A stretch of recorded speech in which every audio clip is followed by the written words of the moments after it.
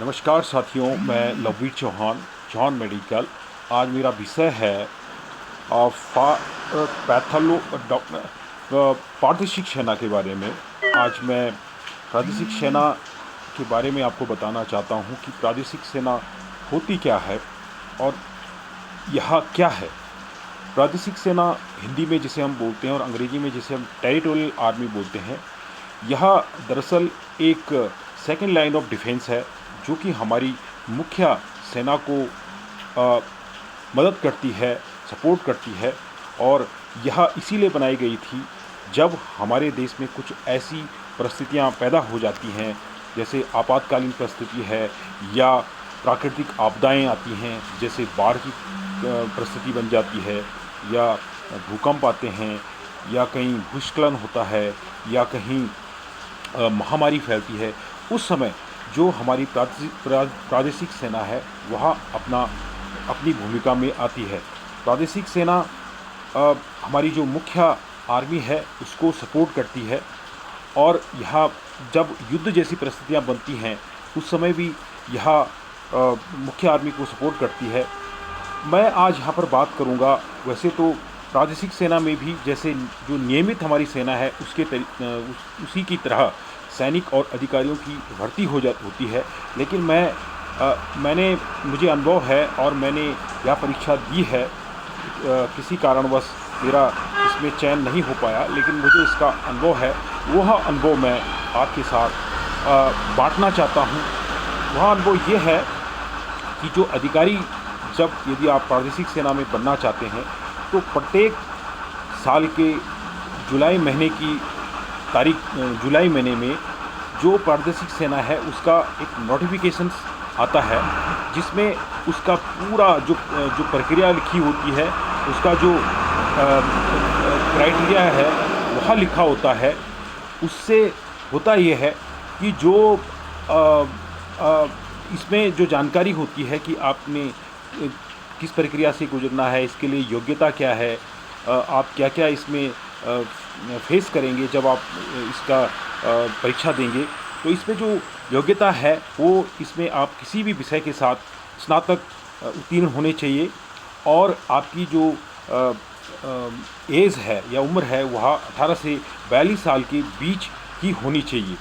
इसमें बहुत लंबे समय तक आपके पास एक मौका रहता है, और विशेषकर उन अभ्यर्थियों और उम्मीदवारों के लिए जो कि राष्ट्रीय रक्षा अकादमी और जो संयुक्त रक्षा सेवा परीक्षा होती है, CDSC और NDA, या अन्य जो आर्म फोर्सेस की जो परीक्षाएं होती हैं, उन परीक्षाओं में जो लोग रह जाते हैं उनके पास एक लंबे समय तक प्रादेशिक सेना में अधिकारी बनने का एक मौका होता है। और इसमें खास बात यह है कि आप इसमें जो हैं अपने जो आपका जो जिस व्यवसाय या जिस नौकरी में आप वर्तमान में हैं, आप उसको बगैर उससे इस्तीफा दिए, बगैर उसको छोड़े हुए भी आप सेना में अपना समय व्यतीत कर सकते हैं, और दोनों नौकरियों को कर सकते हैं। आप एज ए सिविलियन और एज ए मिलिट्री पर्सनल आप अपने जीवन को जी सकते हैं। और इसमें स्थायी कमीशंस होता है अगर यदि आपकी परफॉर्मेंस अच्छी रहती है। और इसकी जो प्रोसीजर है, पहले ये लिखित परीक्षा आयोजित की जाती है, और लिखित परीक्षा जो होती है वह यूनियन पब्लिक सर्विस कमीशंस के द्वारा ली जाती है, जिसमें रिटन टेस्ट होता है, जिसमें 4 विषयों में आपके पास प्रश्न पूछे जाते हैं, जो कि दोनों माध्यमों में होता है, हिंदी और अंग्रेज़ी।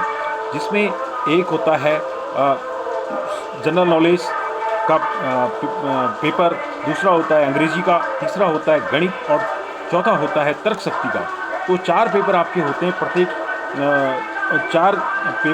4 विषयों पर आप आधारित प्रश्न होते हैं, और 2 आपके पेपर होते हैं। एक पेपर आपका अंग्रेजी और जनरल नॉलेज का होता है, और एक पेपर आपका गणित और रीजनिंग का होता है, और यह 2-2 घंटे के होते हैं। माइनस मार्किंग इसमें होती है, और इसमें आपको मिनिमम प्रत्येक विषय में 40 नंबर और दोनों का एग्रीगेट 50% आपका होना चाहिए क्वालिफाई करने के लिए। उसके बाद यदि आप लिखित परीक्षा में आप उत्तीर्ण हो जाते हैं तो उसके बाद आपको प्रीलिमिनरी इंटरव्यू बोर्ड पीआईबी में आपको बुलाया जाता है। वहाँ पर आपको साक्षात्कार देना होता है, जहाँ पर एक पैनल होता है जो कि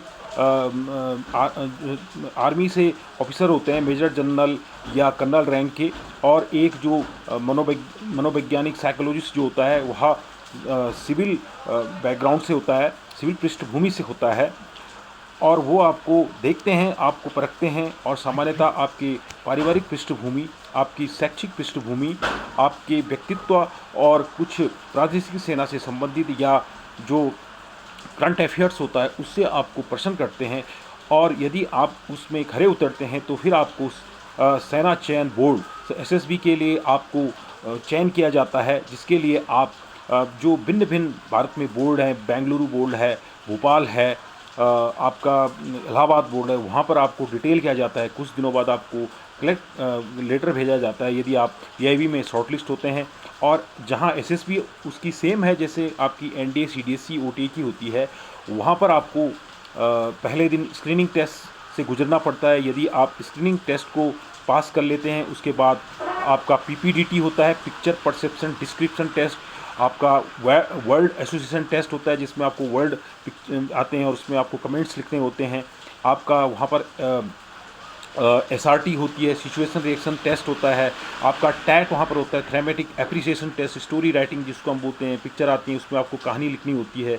आपका वहाँ पर ग्राउंड टास्क होता है, आपका मिलिट्री प्लानिंग, आपको वहाँ पर अपने आइडियाज़ देने होते हैं।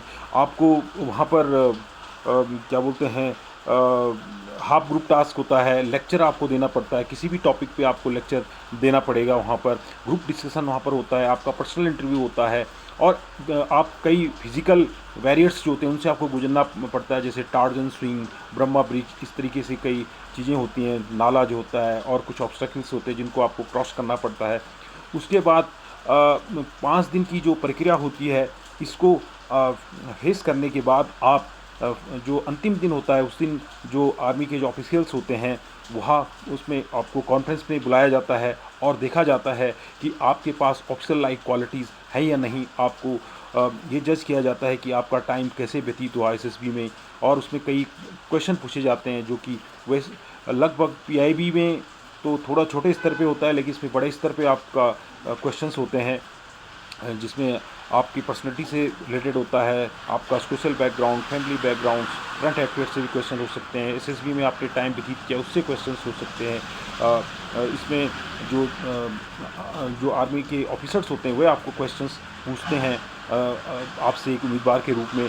और फाइनली यदि आपका चयन हो जाता है और आप शॉर्ट लिस्ट में आ जाते हो एसएसबी के बाद, उसके लिए आपको चिकित्सा चयन के लिए जाना पड़ता है। और यदि आपका चिकित्सा में चयन हो जाता है और आप वहाँ पर योग्य पाए जाते हो, स्वस्थ पाए जाते हो, तो उसके बाद आपका अंतिम चयन होता है जिसमें आपको टीए आमंत्रित पत्र भेजता है और आपको ज्वाइनिंग लेटर भेजा जाता है। उसके बाद आप इंडियन मिलिट्री एकेडमी में 3 महीने की ट्रेनिंग करते हैं, और 3 महीने की ट्रेनिंग करने के बाद आपको एज ए लेफ्टिनेंट जैसे अदर रैंक्स अदर वैस के थ्रू होता है, आपको नवाजा जाता है, आपकी रैंक लेफ्टिनेंट की जाती है। उसके बाद आपके प्रमोशंस 5 साल बाद। इसमें थोड़ा सा जो पीरियड है वो रेगुलर आर्मी ऑफिसर से अलग है। इसमें आप लेफ्टिनेंट, उसके बाद कैप्टन 5 साल में, उसमें 3 साल में, इसमें 5 साल में कैप्टन, उसमें 7 साल में, इसमें 9 साल में मेजर, लेफ्टिनेंट कर्नल तक प्रमोशन ग्रांटेड है। उसके बाद ऊपर भी कुछ रैंक्स गए हैं। और इसमें एक विशेष बात यह है कि अब पिछले कुछ सालों से महिलाओं के लिए भी इसमें मौका बना है, टेरिटोरियल आर्मी महिलाएं भी ज्वाइन कर सकती हैं। और आपका जो आपके भत्ते होते हैं, आपका जो वेतन होता है, आपकी जो सुविधाएं होती हैं, वो जैसे बिल्कुल नियमित जो आर्मी अधिकारी उसी की तरह आपके होते हैं। और यदि आपकी परफॉर्मेंस अच्छी रहती तो आप नियमित हो सकते हैं। तो दोस्तों, आप अपना जो जीवन है एक सम्मान के साथ इस रूप में जी सकते हैं कि आप एज ए सोल्जर भी और एज ए सिविलियन भी आप लाइफ जी सकते हैं। अंत में एक चीज़ कहना चाहूँगा कि कोई भी जो चयन देखो हो सकता है, इसमें वैकेंसीज़ बहुत कम होती हैं, 10 से 12 वैकेंसीज इसमें होती हैं। हालांकि ये माना जाता है कि अगर ऑप्शनल लाइक क्वालिटी ज़्यादा मिल रही तो इसमें ज़्यादा का भी चयन हो जाता है। लेकिन एक चीज़ मैं आपको कहना चाहता हूँ कि एसएसबी में कई लोग डिस्क्वालीफाई हुए थे। एपीजे अब्दुल कलाम थे, राहुल द्रविड़ थे, अमिताभ बच्चन के बारे में हमने सुना है। समी नारंग एक न्यूज़ एंकर आते थे पुराने, उनके बारे में मैंने सुना है। बहुत से सेलिब्रिटीज़ ऐसे हैं जिन्होंने जो एसएसबी में डिस्क्वालीफाई हुए हैं, लेकिन उन्होंने बहुत अच्छा जीवन जिया है। तो उनका कहने का मतलब ये कि आप यदि इसमें चयन आपका हो या ना हो, लेकिन इस आर्मी ऑफिसर बनने की प्रिपरेशन आप ज़रूर करें। आपके मनोविज्ञान में, आपकी साइकोलॉजी में, आपकी पर्सनैलिटी में चेंज आएगा, और वह चेंज आपके किसी भी क्षेत्र में इस देश, इस राष्ट्र के काम आएगा। तो अंत में मैं यही कहना चाहता हूँ कि आप लोग, यदि आपके पास क्यों, कैसे और कब का उत्तर है, और आप एक यथार्थवादी प्रायोगिक सोच, प्रैक्टिकल रियलिस्टिक सोच रखते हैं, तो आप आर्मी ऑफिसर के लिए तैयारी कीजिए। क्योंकि उन्हें कोई बहुत बड़ा बुद्धिमान और इंटेलिजेंस नहीं चाहिए, उन्हें एक एवरेज एस्पायरेंट्स चाहिए। आप उसके लिए प्रिपरेशन कर सकते हैं। तो मैं आशा करता हूँ कि मैं खुद पर्सनली, मुझे इस बारे में देर में जानकारी मिली जब मेरी एज लगभग नियर टू ओवर थी, 36-37 साल में। फिर उसके बाद कोविड, 3-4 साल कोविड आया, पेपर नहीं हुआ, तो मैंने 1 साल इसकी प्रिपरेशन की थी। मेरा रिटर्न टेस्ट में मेरा हुआ था, पीआईबी में मैं गया था, पीआईबी मैंने फेस किया। फिर दोबारा जब मैंने इसका प्रिपरेशन शुरू कर रहा था तो 18-19 में लॉकडाउन लग गया, टेस्ट हुआ नहीं। फिर उसके बाद फिर तब हमने सोचा कि समय से पहले जो चीज़ हो जाती है, जो समय के साथ साथ जो चीज़ हो जाती है, तो उसी को करना चाहिए। तो हम बीइंग एनसीसी कैडेट और former TA aspirant, it was in my mind, I want to share my experiences with you. और इसके लिए मैं एक चीज़ कहना चाहता हूँ कि आपको अंग्रेज़ी अच्छी करनी पड़ेगी। Without English, God can't save you. If you don't have the knowledge about the English, you will face difficulty during the service selection board exam में चल जाएगा। एग्ज़ाम में दोनों बोर्ड होते हैं, तो इसलिए आप अपने अंग्रेज़ी के ज्ञान पर फोकस कीजिए, अपनी पर्सनैलिटी पे फोकस कीजिए। OLQs पे 16 OLQs होते हैं जिसको, जो कि किताबों में लिखे होते हैं, वो OLQs आप डेवलप कीजिए, और अपने जीवन को प्राइवेट में और या प्राइवेट में, पॉलिटिकल फील्ड में, गवर्नमेंट जॉब में, और उसके साथ आर्म फोर्सेस में आप जिए। आप सचिन पायलट, महेंद्र सिंह धोनी, कपिल देव, ये सारे एग्जाम्पल हैं जो कि सेलिब्रिटीज़ हैं, लेकिन प्रोसीजर के द्वारा भी इसमें जाया जाता है। अनुराग ठाकुर जी ने प्रोसीजर को क्वालिफाई किया, और उसके बाद वो इसमें टेरिटोरियल आर्मी में लेफ्टिनेंट बने थे, आपने न्यूज़पेपर में देखा होगा। तो साथियों, मेरा कहने का मतलब ये है कि live a life as a soldier, as a civilian, without sacrifice your current professions. TA provide you an opportunity to be an officer in an army, and you have an opportunity for longer time, for longer age. So don't miss the opportunity. If you already missed the opportunity and you didn't crack the NDA, CDSC or OT or any other armed forces officer exam, apply for the TA. I will not guarantee you will select or not, but I guarantee you your personality will change, your mindset will change, your psychology will change.